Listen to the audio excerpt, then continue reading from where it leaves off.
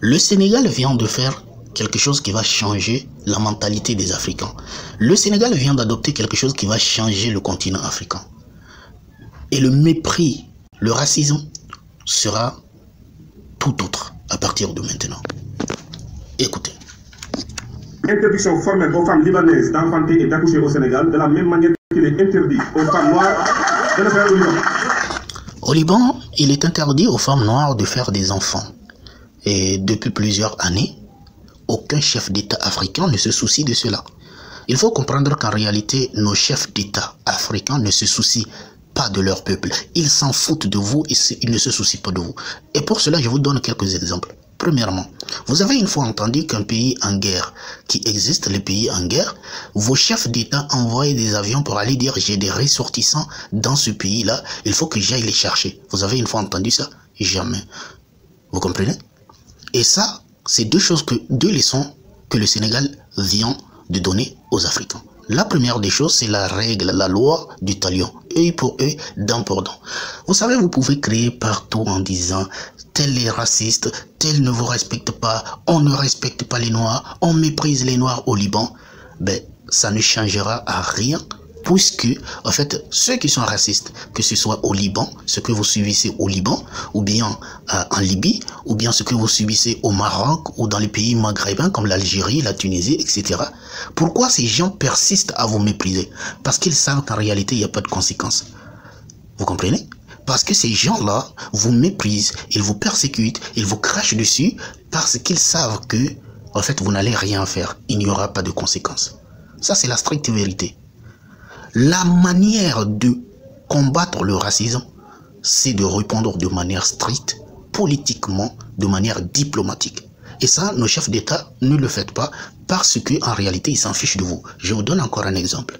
Quand il y a des guerres dans les pays, vous entendez tous que la France a envoyé un avion pour aller chercher ses ressortissants, l'Allemagne a envoyé un avion pour aller chercher ses ressortissants, les États-Unis, etc., etc. Avez-vous une fois entendu qu'il y a un pays en guerre où un pays africain a envoyé un avion pour aller chercher ses ressortissants? Jamais.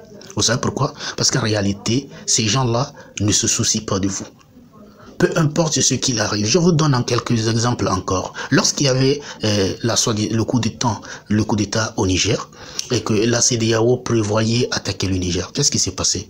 La France, avec l'Union européenne, ont mis en garde les nouvelles autorités du Niger en disant qu'ils ne veulent pas que quelque chose arrive à leurs ressortissants. Et par contre, la France a envoyé des avions pour aller venir chercher leurs ressortissants, y compris l'Union européenne. Mais pendant ce même temps où les Français prenaient soin de leurs ressortissants, qu'est-ce qui se passe? Ah ben, les pays membres de la CEDEAO s'apprêtaient à aller attaquer le Niger, pays dans lequel ils ont leurs ressortissants. Vous avez une fois entendu un des pays de la CEDEAO qui a ses ressortissants au Niger dire non, je vais envoyer un avion, du moins, avant d'attaquer le Niger, aller rechercher mes ressortissants. En réalité, ils n'ont rien à foutre de vous. C'est pour cela que je dis, au fait, le mépris que nous avons dans les autres pays, au fait, est nourri par le silence de nos chefs d'État. Parce que vous savez, quand vous êtes méprisé, quand tout le monde se tait, lorsque vous êtes méprisé, c'est un signe de complicité. Donc nos chefs d'État sont complices de ce qui se passe en Occident. Ça, c'est la responsabilité de nos chefs d'État. Maintenant que vous avez entendu ça, écoutez maintenant votre responsabilité, vous aussi. Parce que c'est très bien de critiquer les autres. Qu'en est-il de vous? Je vous donne encore un exemple. En 2023, j'avais un ami qui avait une boutique qui vendait les choses, il vendait les vêtements prêts à porter, bien tout marché. Et un jour, il m'a dit, eh bien, je vais tout fermer, je vais aller en Algérie. J'ai dit, mais tu vas aller faire quoi? Tu fais un business, ça marche. Il dit, non, je vais aller travailler en Algérie. Il a vendu tout, il s'est levé, il allait en Algérie pour aller travailler pour les Algériens. Il allait ramasser, soi-disant, des œufs, je ne sais pas quoi, aller travailler pour les Algériens. Et un temps, il m'appelait en disant, en fait, là-bas, ils sont racistes, ils le méprisent, ils le considèrent pas, etc., etc. J'ai dit, bon, c'est pas grave, c'est bien fait pour toi. Juste pour vous dire, regardez ceci. L'homme noir ne se respecte pas. Nous, les noirs, là, on ne se respecte pas. Et c'est pour cela qu'on est en train... J'entends aujourd'hui sur TikTok beaucoup de personnes qui critiquent les Libanais sont racistes, les Algériens sont racistes, etc., etc. Et les gars, votre responsabilité, elle est très énorme. Vous savez, l'homme noir, c'est lui qui va quitter son pays pour dire « je vais aller en Algérie ». Vous savez ce qu'il va aller faire? Bon. L'homme noir va quitter pour dire « je vais au Liban ». Vous savez ce qu'il fait? Bon. L'homme noir quitte pour aller au Maroc. Qu'est-ce qu'il va aller faire? Bon. La femme noire quitte en Afrique pour aller en Liban. Qu'est-ce qu'elle va aller faire? Bon. C'est-à-dire, eux, dans leur mentalité. C'est-à-dire que nous, les Noirs, nous, les Africains, dans notre mentalité, toujours, au fait, cette idée psychologique d'être esclave demeure toujours. Ça ne nous quitte jamais. On veut travailler pour les autres. Mais c'est tout à fait normal, les gars. Le racisme est tout à fait normal quand vous avez votre mentalité de serviteur. Tous ceux qui disent les Libanais sont racistes, les Algériens sont racistes, les personnes, je ne sais pas qui est raciste. Si vous remarquez, toutes ces personnes-là, ce sont des gens qui n'apportent rien dans le pays dans lequel ils sont. Ce sont des gens qui vont aller travailler en tant que serviteurs. Laissez-moi vous dire, le serviteur n'est jamais respecté. Il n'y a aucun siècle dans le monde qui s'est passé où le serviteur est respecté. Le serviteur n'est pas respecté. Ne vous plaignez pas de ne pas être respecté. L'esclave, le serviteur ne sera jamais respecté. C'est tout à fait. Et si vous allez dans une condition de soumission pour aller travailler, moi j'ai vu des Noirs qui étaient ici, des Africains qui étaient ici, qui disent qu'on va aller Qatar. Je dis, mais qu'est-ce que tu vas aller faire Qatar? Il dit, je vais aller faire bon, travailler bon. C'est-à-dire, l'homme noir, nous, surtout nos femmes là, c'est eux souvent qui vont là-bas, après, on abuse d'elles, on les fait choses et elles commencent par pleurer, oui, on m'a cassé la jambe, on m'a fait casser le bras, on a abusé de moi, etc., etc. Mais tout ça là, qui t'a envoyé? Et quand on dit ça, il y a certaines personnes qui se mettent en colère en disant, non, elle est allée chercher de l'argent. Vous savez, au Maroc là, il n'y a pas de pauvres quoi. Vous avez une fois vu les pauvres Marocains disent on va immigrer pour venir en Afrique ici pour travailler, pour gagner de l'argent. Ou bien il n'y a pas de riches en Afrique. En Afrique subsaharienne, là, il n'y a pas de riches. Il n'y a pas de riches chez nous. Il y a des riches, non? Pourquoi les pauvres Marocains ne quittent pas pour venir faire bon chez nous? Pourquoi les pauvres femmes libanais ne quittent pas au Liban, surtout avec leur guerre là, pour quitter pour venir faire bon travail pour nous ici dans nos pays de paix? Pourquoi ils ne le font pas? Parce qu'ils n'ont pas de mentalité d'esclave. C'est ça la différence entre les autres et vous. C'est-à-dire que celui qui te traite d'esclave là, il sait que tu as une mentalité d'esclave, tout simplement. Celui qui te traite d'esclave, c'est que toi-même dans ta tête, tu as une mentalité d'esclave, de serviteur. C'est ça. Vous dites les Libanais, ils sont racistes. Mais ils sont racistes contre qui? Ils sont racistes contre qui? Toujours, quand on montre dans tous les documentaires, les choses là, vous allez voir, c'est toujours leurs servants de la maison. Les femmes serviteurs de maison. On voit les documentaires, on a envie de pleurer. L'homme noir va quitter ici en Afrique. Allez regarder sur Google Maps. Allez regarder le Soudan et puis le Liban. Allez regarder sur Google Maps la Côte d'Ivoire et puis le Liban. Allez regarder sur Google Maps le Niger et puis le Liban. Allez regarder sur Google Maps vos pays africains et puis le Liban. Et vous allez voir comment, d'où vos femmes là quittent pour aller dire qu'elles vont aller faire travail de servant au Liban. Allez regarder comment ils quittent. Regardez juste la distance. Et ils disent on a envie qu'on nous respecte. Ils sont trop racistes. Tu vas quitter toute cette distance-là pour aller dire que toi, tu es venu faire travail de maison, servant. Ça, là, c'est pas. C'est-à-dire que tellement cette mentalité d'esclave n'arrive pas à nous quitter. Et c'est comme ça que les gens nous méprisent. C'est-à-dire qu'il y a une responsabilité. Parce que la responsabilité, elle est triangulaire. Il y a la responsabilité du raciste, il y a la responsabilité de nos chefs d'État qui ne prennent pas leur responsabilité pour protéger, hein, pour imposer ou bien pour répondre de manière diplomatique à cette question cruciale. Il y a aussi votre responsabilité dedans. Parce que quand vous vendez moins cher, on vous achète moins cher. C'est tout à fait comme ça. Je dis que jamais, écoutez très bien, l'esclave ne sera jamais comme le maître. Le serviteur ne sera jamais comme son maître. C'est impossible. Donc si vous allez quitter ici, moi je vous pose la question, répondez-moi s'il vous plaît, dites-moi qu'il n'y a pas de pauvres au Maroc. Vous imaginez des Marocains comme ça, arabes, dire je vais quitter pour venir travailler pour un Nigérien, je vais quitter pour venir travailler pour un Malien, je vais quitter au Maroc là-bas parce que ça ne marche pas, j'ai faim, je vais venir travailler pour un Ivoirien. Vous imaginez qu'un Algérien, une femme algérienne pauvre, dire que je quitte la pauvreté pour venir travailler pour un Africain subsaharien? Vous avez une fois entendu ça où? Mais c'est toujours nous. C'est toujours nous. On quitte notre pays, on dit on va aller travailler chez les autres. Quel travail on va aller faire? Bonne mentalité d'esclave.